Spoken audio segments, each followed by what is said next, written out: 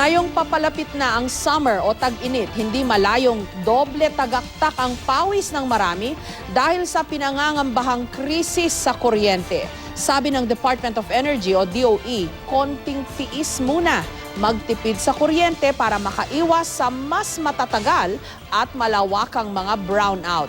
Magagandang payo nga naman, pero bakit ba tayo umabot pa sa ganito? Araw-araw may plantang bumabagsak ayon sa DOE. Tila nasasagad ang mga planta kaya nahihirapang makabuelo at makapag-ipon ng reserbang kuryente. Humihingi pa ngayon ng tulong sa pribadong sektor para mag-ambag ng power sa ilalim ng programang ILP o Interruptible Load Program. At ang Pangulo, kakailanganin pang bigyan ng special authority para makapangontrata ng karagdagang kuryente. Malinaw ang paghahabol ng gobyerno na makahanap ng solusyon sa problemang ito. Gaano ba kalayo ang pagpaplano ng makinauukulan para sa mga pangangailangan ng bansa sa kuryente? Kung ganito lagi ang siste, mukhang hindi lang po tiis-tiis ang kailangan. Tayong lahat dapat maghanda na sa mas malala pang sitwasyon. Po.